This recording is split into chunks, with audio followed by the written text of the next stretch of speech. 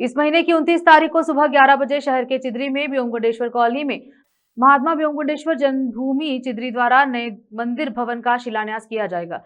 Trust के अध्यक्ष और कार्यक्रम के आयोजक पंडित राव चिदरी ने कहा कि शुक्रवार को शहर के जिला प्रेस कार्यालय में एक प्रेस कॉन्फ्रेंस को संबोधित करते हुए उन्होंने कहा कि इतिहास से पता चला है कि महात्मा व्योमगुंडेश्वर 14वीं शताब्दी में रहते थे। उस समय पानी की कमी थी। जब यहाँ के राजा के सैनिकों को प्यास लगी तो सैनिकों ने व्योमगुंडेश्वर से पूछा कि उन्हें पानी कहाँ मिल सकता है। जब सैनिकों ने पूछा कि पानी कहाँ मिलता है तो उन्होंने अपने हाथों में छड़ी से वहां पत्थर खिसका दिया और पानी की एक धार बह निकली और सभी सैनिकों ने पानी पी लिया। यही वह इतिहास है जो नागप्पा चिदरी ने उनसे सीखा है। नागप्पा चिदरी ने न सिर्फ शहर के नवदगिरी में महात्मा व्योमगुंडेश्वर के नाम पर 2 एकड़ जमीन लेकर उसे डेवलप किया है, बल्कि यहाँ खड़े होकर बीदर किले के अंदर महात्मा व्योमगुंडेश्वर झील को देखने का भी सोचा है। कुल मिलाकर नागप्पा चिदरी ने हमें और पूरे जिले के लोगों को महात्मा व्योमगुंडेश्वर के इतिहास से वाकिफ करवाया है। कैमरामैन पपुराज का कवरेज। ಬೊಮ್ಮಗುಂಡೇಶ್ವರ ಪ್ರಚಾರಗಳು ಚರ್ಚೆಗಳು ಎಲ್ಲ ಕಡೆ ಇವೆ. ಅವರದು ಮೂರ್ತಿಗಳಾಗಲಿ ದೇವಸ್ಥಾನಗಳಾಗಲಿ ಎಲ್ಲ ಹಳ್ಳಿಗಳಲ್ಲಿ ನಮ್ಗೆ ಸಿಗ್ತದೆ ನೋಡಕ್ಕೆ. ಆದರೆ ನಮಗೆ ಬೊಮ್ಮಗುಂಡೇಶ್ವರದ ಚಿದ್ರಿದ ಜನ್ಮಭೂಮಿ ಅಂದಾಗ ಅಲ್ಲಿ ಒಂದು ಅವ್ರದ್ದು ಸ್ಮಾರಕ ಮಾಡೋಣ, ಒಂದು ದೇವಸ್ಥಾನ ಕಟ್ಟೋಣ ಅಂತಕ್ಕಂಥ ಉದ್ದೇಶ ಇಟ್ಕೊಂಡು ಅವ್ರದ್ದೊಂದು 29ನೇ ತಾರೀಕಿಗೆ ಎಚ್.ಎಂ. ರೇವಣ್ಣ ಅವ್ರ ಕೈಲಿಂದ ಭೂಮಿ ಪೂಜೆ, ದೇವಸ್ಥಾನ ಕಟ್ಟಡದ ಭೂಮಿ ಪೂಜೆನ ಇಟ್ಕೊಂಡಿದ್ದೀವಿ. ಮತ್ತು ಆ ಕಾರ್ಯಕ್ರಮಕ್ಕೆ ಅಧ್ಯಕ್ಷತೆಯನ್ನು ನಮ್ಮ ಬೀದರಿನ ಶಾಸಕರು ಸಚಿವರಾದಂಥ ಈಶ್ವರ್ ಖಂಡ್ರೆ ಅವರು ವಹಿಸಲಿದ್ದಾರೆ, ರಹೀಂ ಖಾನ್ ಅವರು ವಹಿಸಲಿದ್ದಾರೆ ಅಧ್ಯಕ್ಷಸ್ಥಾನ. ಮತ್ತು ಅದಕ್ಕೆ ಉದ್ಘಾಟಕರಾಗಿ ರಾಜಶೇಖರ್ ಪಾಟೀಲ್ ಅವರು ಉದ್ಘಾಟಕರಾಗಿದ್ದಾರೆ.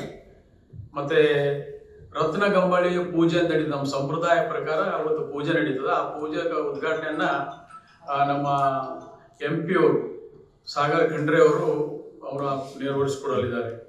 ಇನ್ನು ಬಹಳಷ್ಟು ಗಣ್ಯರು ಅದರಲ್ಲಿ ಬರಲಿದ್ದಾರೆ.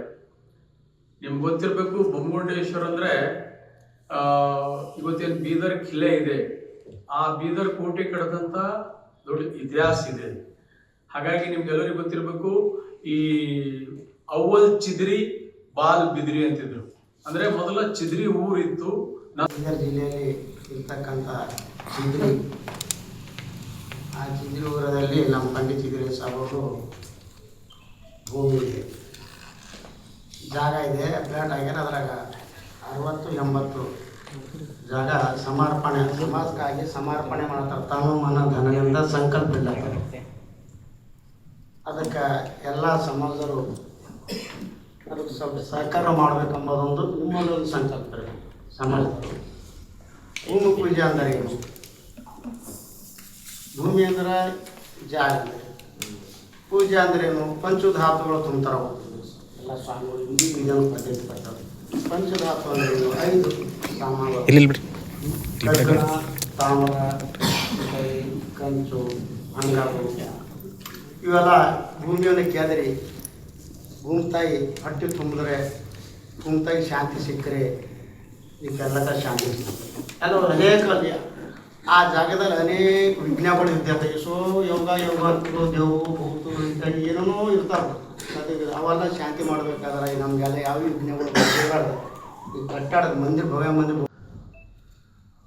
29/12/2025 ನಾವು ಚಿದ್ರಿ ಗ್ರಾಮದಲ್ಲಿ ಒಂದು ಮಹಾತ್ಮ ಬೊಮ್ಮಗುಂಡೇಶ್ವರ ಅವರ ದೇವಸ್ಥಾನವನ್ನು ಕಟ್ಟಡದ ಭೂಮಿ ಪೂಜೆಯನ್ನು ಹಮ್ಮಿಕೊಳ್ಳಲಾಗಿದೆ. ಆ ಭೂಮಿ ಪೂಜೆಗೆ ಎಚ್.ಎಂ. ರೇವಣ್ಣ ಸಾಹೇಬರು ಬೆಂಗಳೂರಿನಿಂದ ಅವತ್ತು ಬರ್ತಾ ಇದ್ದಾರೆ. ಅಂದೇ ನಾವು ಭೂಮಿ ಪೂಜೆ ಹಮ್ಮಿಕೊಂಡಿದ್ದೇವೆ. ಅದು ಬೆಳಗ್ಗೆ 7:30 ಗಂಟೆಗೆ ಚಿದ್ರಿಯಲ್ಲಿ ಒಂದು ದೇವಸ್ಥಾನ, ಬೀರಪ್ಪ ದೇವಸ್ಥಾನದಿಂದ ಹೆಣ್ಣುಮಕ್ಕಳು ಒಂದು ತೆಂಗಿ ತಗೊಂಡು, ಕಳಸ ತಗೊಂಡು ಅಲ್ಲಿಂದ ಪ್ರೊಸೆಷನ್ ಹೋಗುತ್ತೆ. ಅಲ್ಲಿಂದ ನೇರವಾಗಿ ನಾವು ಎಲ್ಲಿ ಕಟ್ಟಡ ಇದ್ದೀವಿ ನಮ್ಮಲ್ಲಿ ಬೊಮ್ಮಗುಂಡೇಶ್ವರ ಕಾಲೋನಿ ಅಂತ, ಅದರಲ್ಲಿ 60/80